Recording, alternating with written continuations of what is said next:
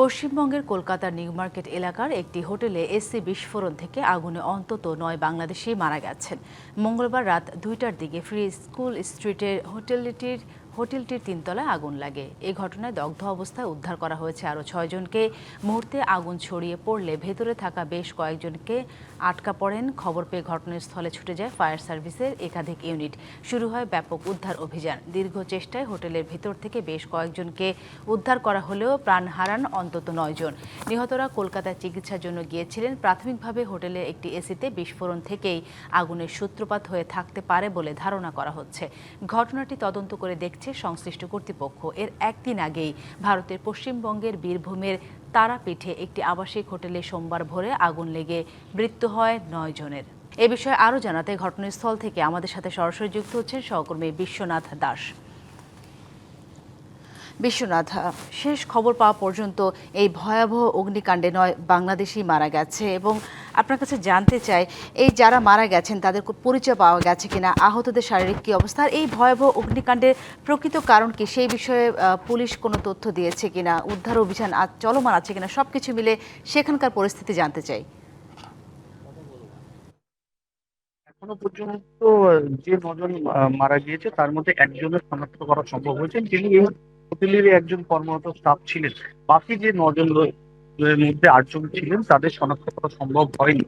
তার মধ্যে কিন্তু একজন শিশু পর্যন্ত রয়েছে। পুলিশের পক্ষ থেকে তাদের পরিচয় জানার চেষ্টা করছেন, যেহেতু অগ্নিকাণ্ডের ফলে রিসেপশন থেকে শুরু করে হোটেলের বিভিন্ন অংশ আগুন লেগে যায়। সেই ক্ষেত্রে তথ্য পাওয়াটা অনেকের সমস্যা হচ্ছে। ইতিমধ্যেই প্রশাসনের পক্ষ থেকে হোটেল কর্তৃপক্ষের সঙ্গে যোগাযোগ করা হচ্ছে এবং যে রুম থেকে তাদেরকে উদ্ধার করা হচ্ছে সেখানে তাদের পরিচয় জানার চেষ্টা করা হচ্ছে। আমি সবার প্রথমে আপনাকে সেই ছবিটা দেখানোর চেষ্টা করব যে এই যে হোটেল রয়েছে, এই হোটেলটির ইতিমধ্যেই কিন্তু পুলিশের প্রশাসনের পক্ষ থেকে কিন্তু ব্যারিকেড করে দেওয়া হয়েছে এবং উদ্ধার কাজের এখনো পর্যন্ত কিন্তু প্রক্রিয়া চলছে। নগদ নিয়ে এলো হার না মানা হার অফার। সর্বনিম্ন ১০,০০০ টাকা রেমিটেন্স নগদে পাঠালে থাকছে স্বর্ণের হার জেতার সুযোগ। ইতিমধ্যেই কলকাতা পুলিশের সঙ্গে সঙ্গে ডিজাস্টার ম্যানেজমেন্ট, দমকল এবং পুলিশ আধিকারিকরা এসেছেন, একই সঙ্গে কিন্তু ফায়ার সার্ভিসে। সব থেকে বড় কথা, একেবারে এই যে মার্কস্ট্রিট, এটিকে আমরা মিনি বাংলাদেশ বলে থাকি, সেই জায়গায় এই ঘটনায় স্বাভাবিকভাবেই এখানে আরো যে সমস্ত বাংলাদেশিরা এসেছেন তারা কিন্তু স্বাভাবিকভাবেই আতঙ্ক হয়ে পড়েছে। ইতিমধ্যেই প্রশাসনের পক্ষ থেকে জানানো হয়েছে যে এই ঘটনার পূর্ণাঙ্গ তদন্ত হবে। প্রাথমিকভাবে পুলিশ যেটা মনে করছে যে এই ঘটনার পেছনে এখনো পর্যন্ত যে তথ্যটা উঠে আসছে তা কিন্তু শর্ট সার্কিট হতে পারে এমনটাই মনে করা হচ্ছে। তবে এই ঘটনা এখনো পর্যন্ত পূর্ণাঙ্গ রিপোর্ট যতক্ষণ না ফায়ার ব্রিগেডের তরফ থেকে পাওয়া যাচ্ছে তার নিশ্চিতভাবে জানা সম্ভব না। বিশ্বজিৎ, আপনার কাছে আমার আরেকটি প্রশ্ন আছে। আপনি বলছিলেন, আমরা যেমনটি জানি যে এটি কলকাতায় ঘটনাটি ঘটেছে, কলকাতার ঠিক কোন হোটেলটিতে এই অগ্নিকাণ্ডের ঘটনা ঘটেছে সেই সাথে জানাবেন এটার অবস্থান কোন স্ট্রিটে? একেবারে এটি মার্কো স্ট্রিটে ড্রিমল্যান্ড বলে একটি হোটেল রয়েছে, সেইখানে কিন্তু এই ঘটনা ঘটে।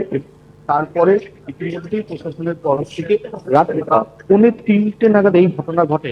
যেহেতু ফায়ার সার্ভিসের একেবারে লাগোয়া এই হোটেলটি, তৎক্ষণাৎ ফায়ার সার্ভিসের কর্মীরা কিন্তু কাজে শুরু করে দেন এবং তবে যেহেতু হোটেলে প্রচুর পরিমাণে দাহ্য পদার্থ ছিল এবং একেবারে ঘিঞ্জি এলাকার মধ্যে এই হোটেলটি, সেইখানে কিন্তু উদ্ধার কাজে অনেকটাই বিলম্ব হয় এবং যার কারণেই কিন্তু এই ৯ প্রাণহানির ঘটনা ঘটেছে। ইতিমধ্যেই দমকল কর্মীরা তাদেরকে উদ্ধার করে হাসপাতালে পাঠিয়েছেন, যাদের আহত হয়েছেন তাদেরকেও চিকিৎসার জন্য হাসপাতালে পাঠানো হয়েছে। প্রশাসনের তরফ থেকে বা স্থানীয় যে ব্যবসায়ী সমিতি রয়েছে তাদের সঙ্গে আলোচনা করে কিভাবে এই জায়গায় ঠিক করা হবে তা কিন্তু দেখা হবে আগামী দিনে। কিন্তু এই যে মার্কো স্ট্রিট বা পিক স্ট্রিট বা যে চত্বর রয়েছে, এখানে কিন্তু ছোট বড় প্রায় ৫,০০০-এর বেশি হোটেল রয়েছে এবং অধিকাংশ জায়গায় কিন্তু এই ধরনের প্রতিক্রিয়া হয়েছে এমনটাই অভিযোগ উঠছে। স্বাভাবিকভাবে এই পরিস্থিতি থেকে কিভাবে মোকাবেলা করা হবে এবং সরকার কিভাবে তা মোকাবেলা করবে এখন সেদিকেই দেখা। তবে যে মর্মান্তিক ঘটনা আজ সকালে ঘটে গিয়েছে তাতে কিন্তু স্বাভাবিকভাবে এই এলাকায় নিরাপত্তা বা হোটেল ব্যবসায়ের ক্ষেত্রে যে নিরাপত্তা নির্দিষ্ট করা তা নিয়ে কিন্তু প্রশ্ন উঠছে। ধন্যবাদ বিশ্বনাথ আপনাকে।